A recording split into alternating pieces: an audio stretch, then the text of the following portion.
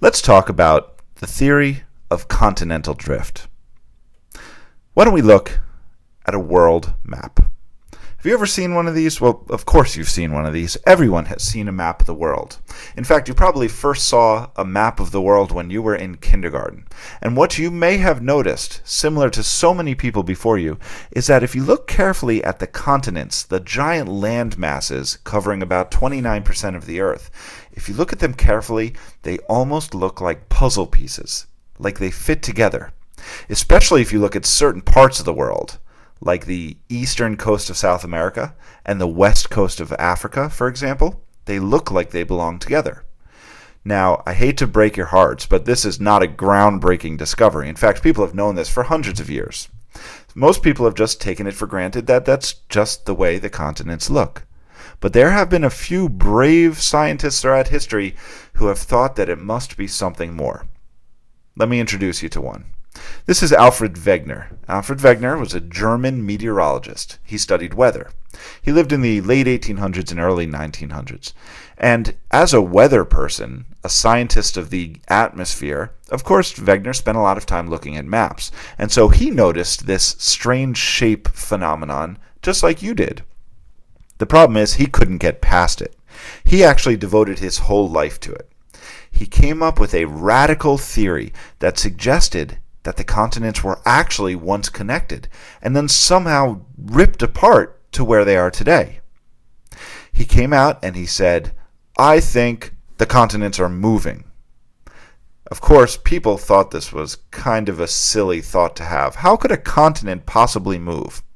But Wegener really thought that this was the case, and so he devoted his whole career to studying this and coming up with proof of this radical idea. In fact, Wegener didn't just think the continents were moving. He actually believed that there was a time when they were all connected, and they have since drifted apart to their current locations. He even came up with a name for that supercontinent that existed in the past. He called it Pangaea, the supercontinent that he believed existed about 250 million years ago. Pangaea, or Pangaea, is actually an appropriate name. It's a Greek term that means entire Earth or all Earth. So if you think about it, when all the continents were together, if Wegener is correct, it would make sense to call that landmass Pangaea or Pangaea. Here's what he thought it looked like. You can see within this diagram the modern-day continents of North America, Africa, South America, Antarctica, India, etc. But they don't look quite the same way they do today. And of course, they're in totally different positions, all connected into this one supercontinent. Now, people thought Wegener was a little bit nutty. And so he knew that if he was going to make any headway with this idea, he had to come up with evidence. And so we're going to take a look at 4 pieces of evidence that Wegener put together to prove to the public that the continents had in fact drifted. Let's take a look at his first piece of evidence. We'll go back to this map here. Now, the first piece of evidence we've actually already discussed. It's simply the observation that the continents appear to fit together. As simple as that. Wegener didn't believe that this could be simply a coincidence. He feels like there's no possible way the continents would have this appearance just randomly. And so this becomes evidence number 1. We will call it the apparent fit of the continents, the fact that they look like they fit together. And just to expand on that a little bit, essentially the coastlines of the continents appear to fit together, kind of like the pieces of a puzzle. But that's not enough. So Wegener went back to the drawing board. He dug through piles of books and libraries and became quite interested in fossils and other evidence of prehistoric life. In fact, Wegener became particularly interested in that guy who just swam across the screen, the Mesosaurus. Now let me tell you about the Mesosaurus. This is an ancient reptile that lived only in shallow fresh water. What's interesting, though, is that there's only 2 places in the world where we find fossils of this freshwater creature. One place is the eastern coast of South America, and the other is the western coast of Africa. Now, there's a couple possible solutions for this. Now, either the Mesosaurus was living on one of these continents and somehow learned how to fly across the Atlantic Ocean to inhabit the other side of the other continent. But that's not likely. The Mesosaurus certainly could not fly. And we know the Mesosaurus couldn't have swam across. The distance is just too great, and they can't survive in salt water. So that's out of the question. Maybe the water was frozen and he walked across? Well, that's a possibility, but there's really no evidence to support that. And so what Wegener said is that while the Mesosaurus roamed the land, Africa and South America were connected, and they were able to freely walk across the land masses. And then after going extinct, the land masses were torn apart and separated, carrying some of the fossils to what would become South America and some to what would become Africa.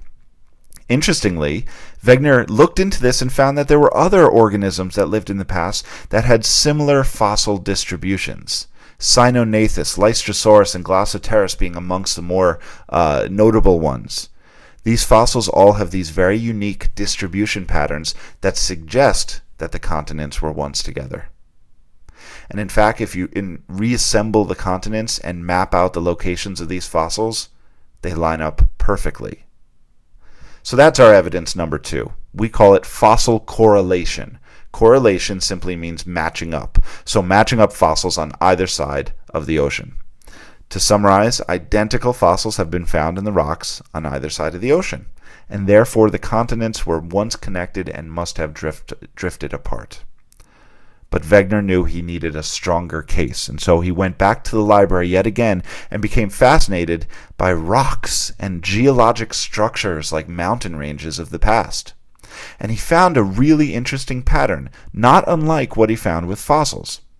In fact, if we go back to our world map here, and let's zoom in on the North Atlantic here, if you look at the mountain ranges in the northeastern United States and the mountain ranges in northern Europe, they match up perfectly. And what I mean is that they are made of the same type of rock and the same age of rock. Now, of course, anything is possible, and the same exact rocks could have formed in 2 different locations at the same time. But geologically, that's unlikely. A better explanation is that these mountains were once connected, and as the continents moved, they tore them into 2.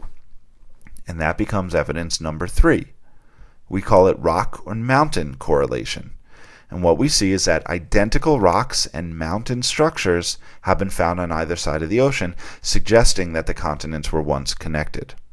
But we need one more, and this is probably the most complex of them all. Again, Wegener returned to the library, and this time he returned to his roots as a meteorologist, and he began to look at past climate data, meaning he looked at evidence of cold and warm weather in different parts of the world, and he found something fascinating. See, he first looked into glaciers. So glaciers are these giant rivers of ice that move slowly across the Earth's surface. And of course, glaciers have to be found in cold parts of the Earth. Today, they're restricted to only the highest mountaintops and of course the north and south poles of the Earth. Something interesting about glaciers is that they move. And when they move over the rock beneath, they leave evidence in the form of scratches that we call glacial striations, which you see here. Now, how does this relate to continental drift? Well, if we look at our map, if you look in the present-day tropical rainforests of South America and Africa, you will find glacial striations. Here, in these 2 regions, you find these scratches in the bedrock. Now, if you think about that, how could there be glaciers in a tropical rainforest? Unless it wasn't always a tropical rainforest. This suggests that these continents were not always in their warm equatorial regions like they are now. They were once down near the South Pole where it could have been cold enough to have glaciers, and they have since drifted apart. But Wegener wanted more from this climate data, and so he began to explore a little deeper. And that's when he came across this rock. This is a sedimentary rock called bituminous coal. We know it because we burn it for energy. It's a fossil fuel. What we know about bituminous coal, if you were to look in earth science reference tables, you would see that bituminous coal is made from compacted plant remains.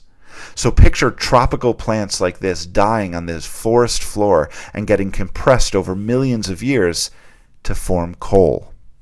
Now let's look at where coal is found on Earth. Anywhere you see this little icon, we have found coal deposits.